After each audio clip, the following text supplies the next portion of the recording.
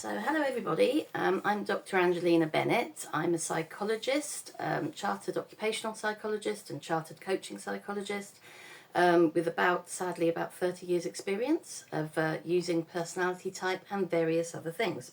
So just to set the scene, yes, I really like personality type and Myers-Briggs, but I also used to teach people how to use trait tools. I use emotional intelligence questionnaires and all sorts of things.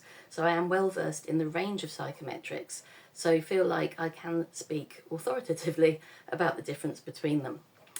And I'm going to prepare a series of short, I hope they're short because I tend to go off on one, presentations just to give people some information about things they might not realise about personality type, which is why the critiques keep coming up over and over again.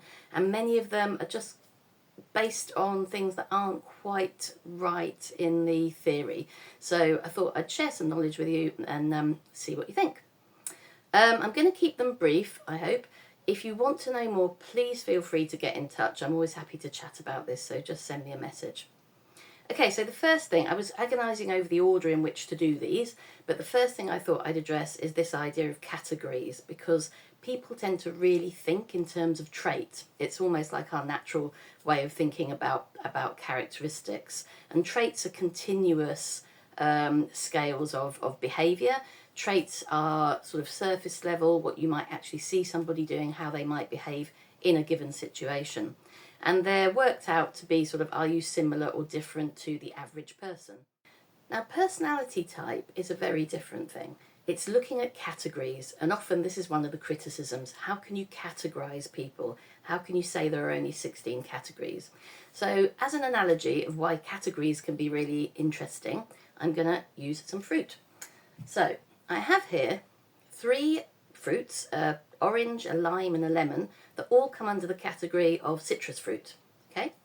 And knowing they're citrus fruit, that they're all different colours, they're different sizes, they have different uses, they're all different levels of ripeness, so there's a lot of individuality within my category of citrus fruit.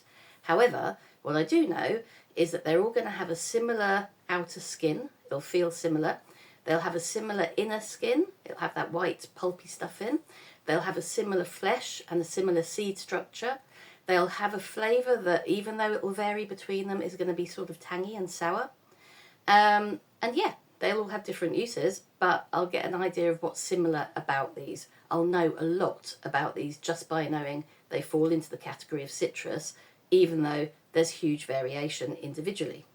And what's more important is I know why they're different to this category, which is called pomes, which is your apples and pears, which also have a similar skin, similar inner flesh, similar seed structure, etc., but different uses, different colours, different sizes. So categories can tell us a hell of a lot about people, but also make it easy to see where differences lie, but it is not negating the idea of individuality. Okay, so that's point number 1. Please message me if you want to know any more or discuss further.